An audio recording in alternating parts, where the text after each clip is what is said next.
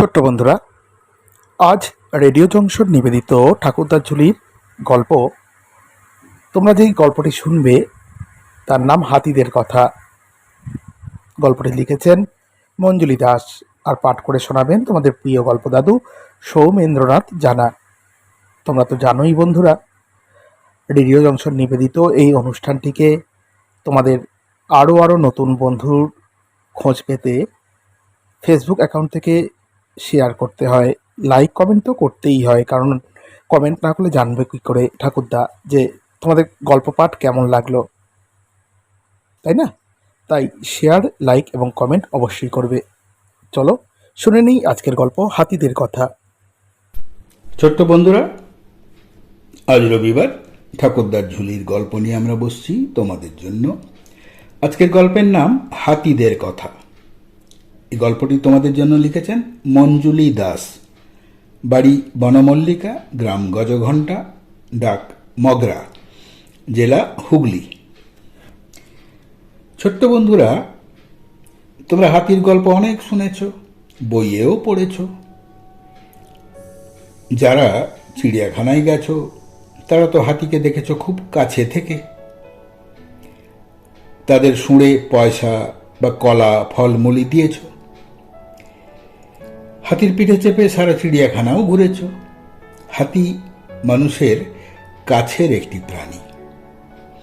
ছোট থেকে তাকে লালন করলে সে মানুষের বন্ধু হয়ে যায়, মানুষের উপকার করে। তবে বুনো হাতি খুবই সাংঘাতিক। বুনো হাতির সামনে মানুষ পড়লে তার প্রাণ নিয়ে ফিরে আসা মুশকিল। আর পাগলা হাতির কথা আর বলো না, সে সব কিছু তছনছ করে দেয়। একটা ছোট্ট মেয়ে হাতির হারিয়ে যাওয়ার গল্প শোনাবো আজ। গল্প হলেও এটা একেবারে সত্য ঘটনা। উত্তরবঙ্গের গজলডোবা ব্যারেজের কাছে তিস্তা নদী পার হচ্ছিল একদল হাতি। মা বাবার সঙ্গে ছোট্ট মেয়ে হাতিটিও যাচ্ছিল। এমন সময় নদীর কাদায় পা আটকে গেল ওই একরত্তি মেয়ে হাতিটির। অনেক চেষ্টা করেও সে কাদা থেকে উঠতে পারল না। সুর তুলে চিৎকার করলো, কাঁদলো, কিন্তু কেউ ফিরে এলো না ওকে তুলতে। ছোট্ট 3 মাসের মেয়েটার কথা তার মায়েরও মনে পড়ল না। অবশেষে বনকর্মীরা তাকে নদী থেকে তুলে এনে ওর নাম দিল তিস্তা। তিস্তা নদী থেকে ওকে পেয়েছে তো তাই। কিন্তু মুশকিল হলো, ও তো মায়ের দুধ ছাড়া কিছুই খেতে শেখেনি। 1 বালতি দুধ তার সামনে দেওয়া হলো, কিন্তু ও ফিরেও দেখল না। আসলে ও তো কোনো পাত্র থেকে দুধ খাওয়া শেখেনি। ছোট্ট তিস্তা দুধ না খেয়ে কেমন নিস্তেজ হয়ে পড়ছে। খেলছে না, হাঁটছে না, মনে আনন্দও নেই। চিন্তা সবার, তিস্তা কি বাঁচবে না? তখন বনকর্মীরা একটি কুনকি হাতি নিয়ে এলো তিস্তার কাছে। তার নাম শিলাবতী। এই তিস্তাকে যেমন তিস্তা নদী থেকে পাওয়া গেছে, সেরকমই শিশুকালে শিলাবতীকে পাওয়া যায় শিলাবতী নদী থেকে। তাই নদীর নামেই হাতিদের নাম রাখা হয়েছে। এই কুনকি হাতি কাকে বলে তোমরা জানো নিশ্চয়ই, আবার অনেকে জানোও না। পরের দিকে এই কুনকি হাতির বিষয়টি বলছি। তিস্তা হাতিটির মতো শিশু হাতিদের মা যখন ছেড়ে যায়, তখন বনকর্মীরা তাদের উদ্ধার করে বন দপ্তরে এনে পোষে। আমরা যেমন কুকুর, বেড়াল, গরু, ছাগল বাড়িতে পুষি, সেরকমই। তারপর তাকে ট্রেনিং দেওয়া হয় কিভাবে বনের দুষ্ট হাতিদের তাড়াতে হয়, তার পদ্ধতি। বুনো হাতিরা তো ভীষণ দুরন্ত, গোয়ারও হয়। তাদের যা ইচ্ছে তাই করবে। রাগ হলে বন দপ্তরেরই সব কিছু লণ্ডভণ্ড করে ছাড়ে। বনের মধ্যে খাবার না পেলে ওরা গ্রামে ঢুকে পড়ে। চাষের জমির ধান ছিঁড়ে, আলুর জমিতে মাটির আল ভেঙে আলু তুলে শুধু খায় না, নষ্টও করে। জমি থেকে চাষিরা ফসল ঘরে তুলে ফেললে ওরা বাড়িতে বাড়িতে হানা দেয়।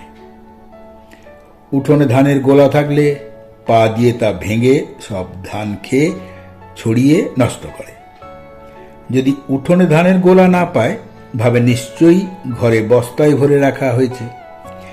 গরিব চাষিদের মাটির দেওয়াল পা দিয়ে ভেঙে ঘরের ভিতর থেকে ফসল খেয়ে ওরা চলে যায়। তোমাদের মনে হচ্ছে ওরা জানতে পারে কি করে? ওরা তো ফসলের গন্ধ পায়। তোমরা যেমন বাড়িতে মাংস রান্না হলে গন্ধ পাও, সেরকমই সব প্রাণী যে যার নিজের খাবারের সন্ধান পায় গন্ধে। ওদিকে ঘরের মানুষগুলো ভয়ে ঘর থেকে ছুটে বেরিয়ে এসে যদি লাঠি সোঁটা নিয়ে ওদের তাড়া করে, তাতেও বিপদ আছে। ওই বিশাল প্রাণী যদি কাউকে নাগালের মধ্যে পায়, সুঁড় দিয়ে তুলে আছাড় মারে, তারপর ওদের ওই থামের মতো মোটা মোটা পা দিয়ে পিষে মেরে দেয়। এইসব উৎপাত থেকে রক্ষা পেতে যে হাতিদের ট্রেনিং দেওয়া হয় তাদের বলে কুনকি। কাঁটা দিয়ে কাঁটা তোলার মতো, হাতি দিয়ে হাতি তাড়ানো, বুঝলে? বিশেষ ট্রেনিং পাওয়া কুনকি হাতিরা যখন বুনো হাতিদের তাড়াতে যায়, তখন হাতিরা তো নিজেদের জাত ভাইয়ের কথা শুনে সুরসুর করে গভীর বনে ঢুকে যায়। সব প্রাণীদেরই নিজস্ব ভাষা আছে, তারা তাদের ভাষা বোঝে, তাই এই কুনকি তৈরি করা। এবার দেখি ওই ছোট্ট সোনা তিস্তা রানীর কি হলো। শিলাবতীকে তো আনা হলো তিস্তার কাছে। তখনই শিলাবতী তিস্তার পিঠে সুঁড় বুলিয়ে আদর করতে থাকে। শিলাবতীর কোনো বাচ্চা নেই। একটা বাচ্চা পেয়ে সেও যেমন খুশি, ছোট্ট তিস্তাও তেমনি মায়ের মতো আদর পেয়ে খুশি হয়ে শিলাবতীর চার পায়ের তলায় ঢুকে মায়ের দুধ খুঁজতে লাগে। বনকর্মীরা এই সুযোগটাই খুঁজছিল তিস্তাকে বাঁচাতে। আড়াল থেকে তারা একটা দুধের পাইপ ঢুকিয়ে দিল তিস্তার মুখে, যার অন্য প্রান্তটা ছিল একটা পুষ্টিকর দুধের বালতিতে। তিস্তাও ওই পাইপের মুখটা মায়ের বুকের দুধ ভেবে চুষতে থাকে, আর মিষ্টি দুধও পেয়ে যায়। তারপর থেকে সে যতবার শিলাবতীর বুকে মুখ রেখেছে, ততবারই পেয়েছে প্লাস্টিকের পাইপ বেয়ে আসা পুষ্টিকর দুধ। সেই থেকে শিলাবতী তিস্তাকে আর ছাড়েনি। তিস্তা এখন খুব দস্যি হয়েছে। বৃষ্টি নামলে পিলখানা, অর্থাৎ হাতি শাল যাকে বলি, বা হাতি রাখার জায়গার উঠোনে প্রজাপতি ধরতে তার পিছু পিছু দৌড়ায় ছোট ছোট পায়ে। সুঁড়ে জল নিয়ে পিলখানার অন্য কুনকি হাতিদের গায়ে জল ছিটিয়ে দেয়। কুনকি হাতিরাও ওর দুষ্টুমিতে বেশ মজা পায়। আস্তে আস্তে তিস্তা বড় হয়ে গেল। কুনকি হাতির ট্রেনিংও দেওয়া হয়েছে তাকে। দামাল বুনো হাতি তাড়াতে মা শিলাবতী আর মেয়ে তিস্তার খুব নাম ডাক। বন দপ্তরও ওই মা বেটিকে খুব ভালোবাসে। দলমা পাহাড়ের একদল দামালের কাণ্ড কারখানা শোনো। একবার একটা বড় হাতির দল খাবার খুঁজতে খুঁজতে হুগলি জেলার মগরা অঞ্চলে এসে হাজির। কুন্তী নদীর ধারে একটা চাষের জমিতে ওরা ডেরা বেঁধেছিল।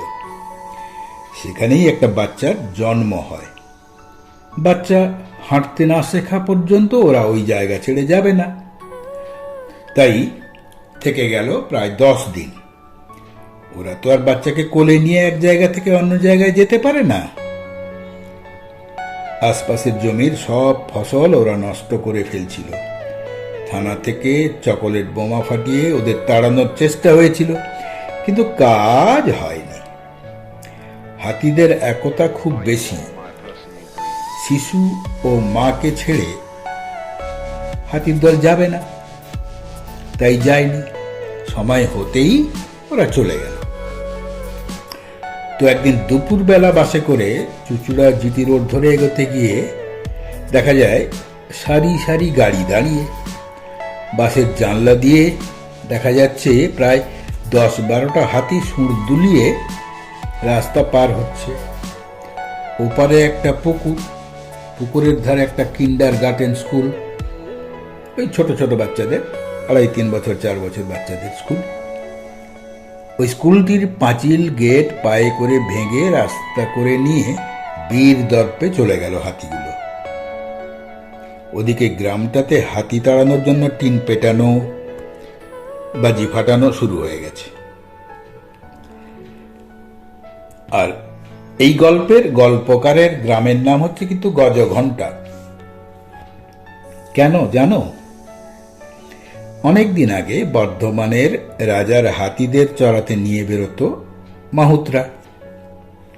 মাহুত হচ্ছে যারা হাতির দেখাশোনা করে, পরিচালনা করে তাদেরকে। একবার সরস্বতী নদীর ধারে এই গ্রামের কাছে চড়তে এসে একটা হাতির জল তেষ্টা পায়।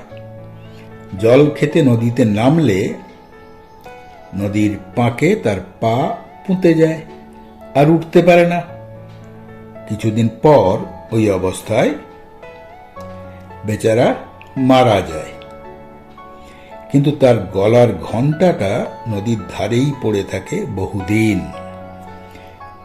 গজ মানে তো হাতি, আর ওই গ্রামের ধারেই ঘণ্টাটা পড়েছিল, তাই এই গ্রামটার নাম হয়েছিল গজঘণ্টা। বুঝলে, সব জায়গার নামের পেছনে কাহিনী যেমন থাকে, কল্পনাও থাকে। ছোট্ট বন্ধুরা, এতক্ষণ শুনছিলে রেডিও জংশন নিবেদিত ঠাকুরদার ঝুলির গল্প পাঠ। আজকের গল্পটি তোমরা শুনলে, তার নাম ছিল হাতিদের কথা। লিখেছেন মঞ্জুলি দাস, আর পাঠ করলেন সৌমেন্দ্রনাথ জানা। বন্ধুরা, কেমন লাগলো আজকের গল্পটি কমেন্ট বক্সে কিন্তু অবশ্যই জানাবে। কেমন? আজ এ পর্যন্তই, আবার দেখা হচ্ছে আগামী রবিবার ঠিক দুপুর 3টে। কেমন? আজকের মতন টাটা।